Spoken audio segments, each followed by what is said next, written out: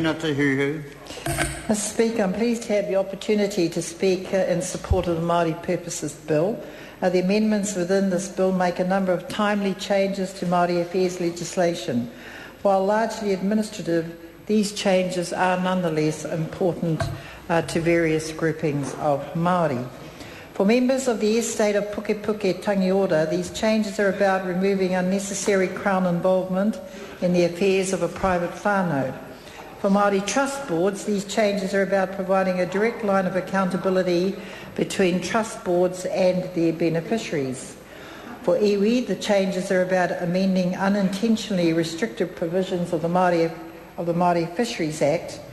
And for Māori landowners, the changes are about improving the administration of Te Ture Whenua Māori Act. Pukepuke Tangiora was a politically active Māori woman with substantial land holdings in the Hawke's Bay area.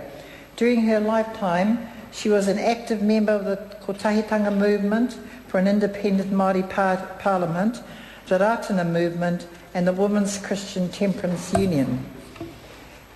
Pukepuke Tangiora's original will came into effect upon her death in 1936. Under her will, her estate was held for the benefit of her only son, Te Akonga Mohi, his wife and 9 children. Throughout the 20th century, the Crown intervened to assume responsibility for the appointment and removal of trustees to the estate. The Crown also assumed responsibility for approving purposes for which estate monies could be paid to estate beneficiaries. These are functions that the Crown continues to perform today. The Crown's continued role in the administration of this estate is an unnecessary limitation upon the ability of estate beneficiaries to manage their own affairs. Therefore, the bill removes the role of the Minister of Māori Affairs and the Governor-General in the administration of the estate. This includes the appointment of estate trustees, the fixing of trustee salaries and travelling allowances, and the approval of purposes for which trustees may expend certain estate funds. The bill instead confirms the Māori Land Court's jurisdiction to hear all matters relating to the administration of the estate. The bill also creates a 5-year window between the death of the last remaining life beneficiary and the distribution of estate property. This is intended to give the beneficiaries time to realise their aspirations regarding the future of the estate. The National-led government supports whānau making decisions about their own future. The beneficiaries of the estate of Pukepuke Tangiora have the experience and expertise to allow them to manage their own affairs. And Mr Speaker, it's in the same spirit that the bill also makes changes to the Maori Trust Boards Act 1955. It provides for a more direct line of accountability between trust boards and their beneficiaries. At present, trust boards are accountable to the Minister of Māori Affairs for their financial arrangements. This involves having their financial statements audited by the Auditor-General, trust boards then submitting their annual budgets and other financial information to the Minister of Māori Affairs for approval. This relationship, Mr Speaker, is not consistent with the right of trust board beneficiaries to hold their own trust boards to account. It is also not appropriate in this day and age when Māori seek independence and self-reliance. The bill amends this relationship to provide for a direct line of accountability between trust boards and their beneficiaries.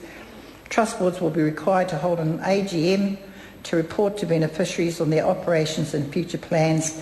This includes making available financial information such as audited annual accounts and budgets, and they'll no longer be required to have their financial statements audited by the Auditor-General.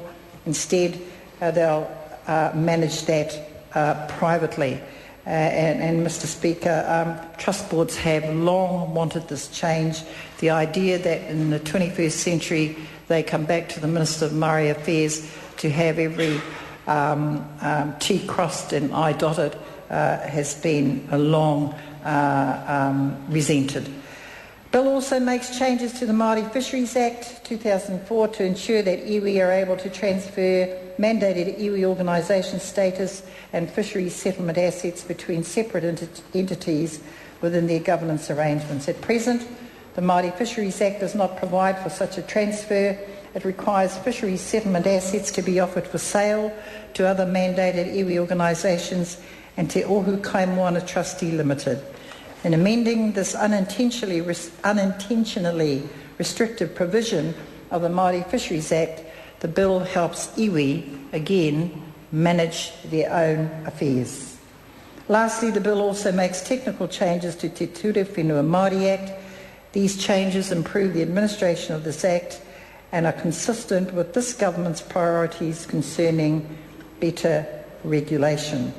For example, the bill amends the provision to Te Ture Whenua Māori Act relating to the ability of a Māori corporation to amend its own constitution. This clarifies the language of the provision, making it easier for Māori corporations to interpret.